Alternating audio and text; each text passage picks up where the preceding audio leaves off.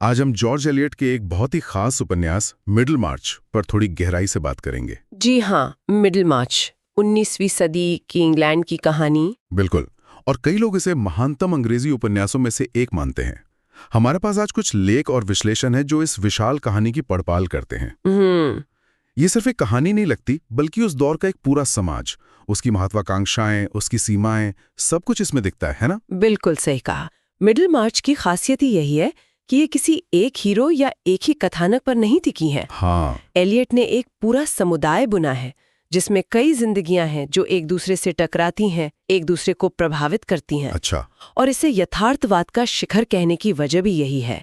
Elliott किरदारों के बाहरी जीवन के साथ साथ उनके मन में क्या चल रहा है, उनकी जो अंदर की कश्मकश है, अधूरे सपने हैं, नैतिक दुविधाएं हैं, उनको बड़ी बारीकी से दिखाती हैं। तो हम मिडल मार्च नाम के इस प्रांतीय शहर में जैसे कदम रखते हैं और देखते हैं कि कैसे लोगों की जिंदगियां आपस में उलझी हुई हैं। तो कहानी हमें ले जाती है 1830 के दशक के इंग्लैंड में। एक काल्पनिक शहर है मिडल मार्च, और जैसा आपने कहा, कई कहानियां एक साथ चलती हैं इसमें। जी। शायद सबसे पहले जिनका जिक्र आता है वो हैं डोरोथिया ब्रुक। एक कह सकते हैं युवा आदर्शवादी महिला। ज्ञान की प्यास है, दुनिया में कुछ अच्छा करने की बहुत तीव्र इच्छा है। हाँ, बिल्कुल। लेकिन कहानी की शुरुआत ही थोड़ी चौंकाने वाली होती है। वो एक उम्रदराज, कुछ रूखे से विद्वान मिस्टर कैसाबॉन उनसे शादी कर लेती है। हाँ, कैसाबॉन। ये चुनाव ये कहानी के लिए क्या मायने रखता है? देखिए, डोरोथिया का किरदार और उसका ये फैसला, ये उपन्यास के दिल के बहुत करीब है। अच्छा। वो ज्ञान और महानता की तलाश में है। उसे लगता है कि ये सब उसे कैसाबॉन जैसे विद्वान के साथ रहकर ही मिलेगा। एक आदर्शवादी सोच। हाँ, बिल्कुल। लेकिन ये शादी उसके ऊंचे आदर्शों और जमीनी हकीकत के बीच का जो फासला है, उसे तुरंत सामने ला देती है। अच्छा।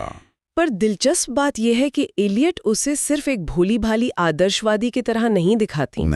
नहीं, विक्टोरियन समाज में जहां महिलाओं के लिए रास्ते बहुत सीमित थे, डोरोथिया का संघर्ष उसकी आंतरिक शक्ति और नैतिकता की तलाश को दिखाता है। वो गलतियां करती हैं, बिल्कुल करती हैं, लेकिन उनसे सीखती भी हैं। उसका जो विकास है वो देखने लायक है। मतलब ये सिर्फ परिस्थितियों का शिकार होने की कहानी नहीं है? नहीं, बिल्कुल नहीं। ये अपनी राह खोजने की कहानी भी है। अच्छा।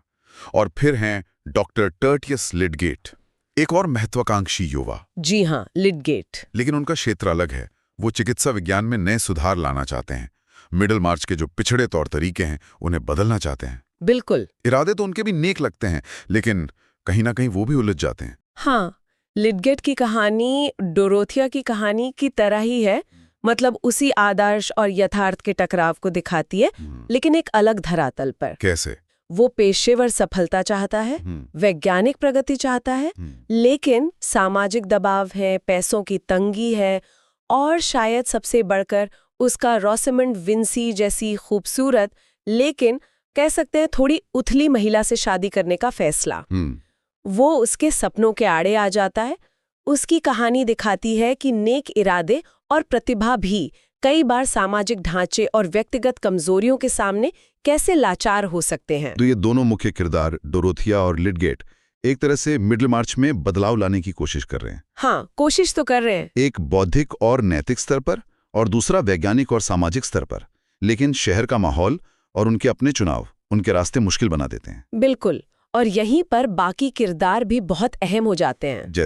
जैसे आपने लिडगेट की पत्नी रोसमंड विंसी का जिक्र किया। हाँ। वो खूबसूरत है, सामाजिक प्रतिष्ठा चाहती है, लेकिन लिडगेट की जो बौद्धिक या वैज्ञानिक महत्वाकांक्षाएं हैं, उन्हें वो समझती नहीं। उसका अपना यथार्थ है जो लिडगेट के आदर्शों से बिल्कुल अलग है। अच्छा। फिर विल लैडिस्लॉ है, कलात्मक है, शायद थोड़ा दिशाहीन भी लगता है शुरुआत में, लेकिन डोरोथिया के जीवन में एक महत्वपूर्ण मोड़ लाता है। या फिर फ्रेड विंसी और मैरी गार्थ की कहानी है। वो एक अलग तरह के सामाजिक दबाव और व्यक्तिगत चरित्र की परीक्षा को दिखाती हैं। ये सब मिलकर मिडल मार्च की उस जटिल तस्वीर को पूरा करते हैं जहां हर किसी का संघर्ष कहानी के बड़े विषयों से जुड़ जाता है। अच्छा, तो इन किरदारों और उनकी कहानियों के जरिए एलियट किन बड़े सवालों या विचारों को खंगाल रही हैं? एक तो साफ है आदर्शवाद बनाम यथार्थवाद। हाँ। ये तो मतलब डोरोथिया और लिडगेट की कहानियों में बार बार दिखता है। हाँ, ये सबसे प्रमुख धागा है।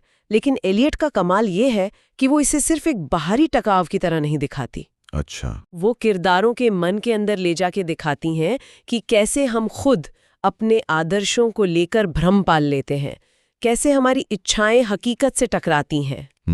और ये सिर्फ निराशाजनक नहीं है, ये दिखाता है कि परिपक्वता कैसे आती है, कैसे लोग इन टकरावों से बदलते हैं, भले ही वो हमेशा कामयाब ना हो। सही बात है। इसी से जुड़ा हुआ है सुधार और सामाजिक परिवर्तन का विचार। हाँ, लिडगेट के मेडिकल सुधार। हाँ, या डोरोथिया की गरीबों के लिए घर बनाने की योजना। दोनों ही दिखाते हैं कि किसी स्थापित व्यवस्था में, खासकर एक छोटे परंपरावादी शहर में, बदलाव लाना कितना मुश्किल काम है, कितना धीमा काम है। और इसमें सिर्फ बाहरी बाधाएं नहीं है। नहीं, बाहरी बाधाएं तो हैं ही, लेकिन लोगों की मानसिकता भी है, उनके पूर्वाग्रह हैं, वो सब भी शामिल है। और ये बदलाव की कोशिशें अक्सर व्यक्तिगत रिश्तों में, खासकर शादी के ताने बाने में उलझ जाती हैं। विवाह का मुद्दा भी उपन्यास में काफी अहम लगता है।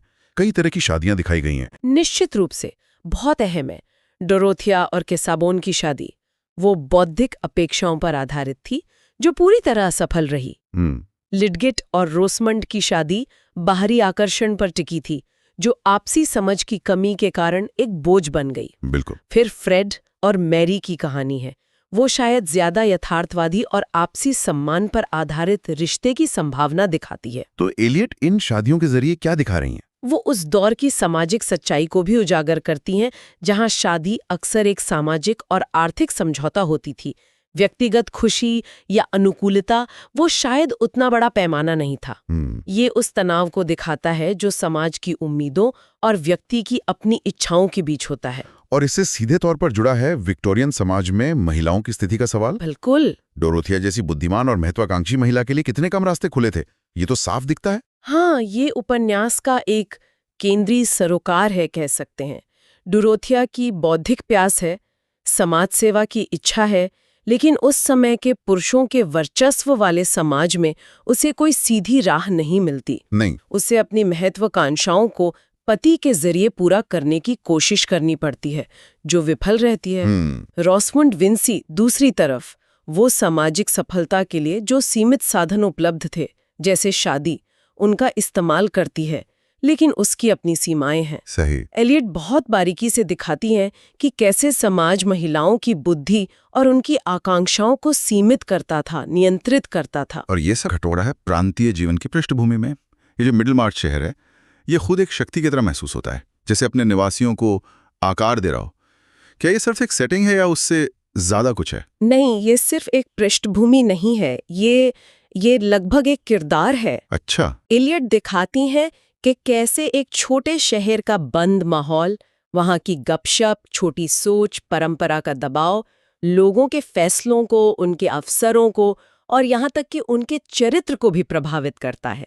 डोरोथिया और लिडगेट जैसे बाहरी या सुधारवादी विचारों वाले लोगों के लिए ये माहौल खास तौर पर घुटन भरा साबित होता है। तो ये सवाल उठता है कि हमारा परिवेश हमें किस हद तक बनाता या बिगाड़ता है। बिल्कुल। मिडिल मार्च का समाज दिखाता है कि सामाजिक संरचनाएं कितनी शक्तिशाली हो सकती हैं। जिस तरह से एलियट ये सब दिखाती हैं, उनकी लिखने की शैली भी बहुत खास मानी जाती है। अक्सर सर्वज्ञ कथावाचक, मतलब ऑमनिसिएंट नरेटर, और मनोवैज्ञानिक यथार्थवाद, साइकोलॉजिकल रियलिज्म का जिक्र होता है। जी। इसका पाठक के अनुभव पर क्या असर पड़ता है? देखिए, ये शैली एलियट के उपन्यास की जान है। सर्वज्ञ कथावाचक का मतलब है कि कहानी सुनाने वाला सब कुछ जानता है। सब कुछ? हाँ, न सिर्फ कौन क्या कर रहा है, बल्कि कौन क्या सोच रहा है, क्या महसूस कर रहा है, उसके इरादे क्या है, उसकी कमजोरियां क्या है, सब कुछ। अच्छा। इससे पाठक को एक गहरी समझ मिलती है।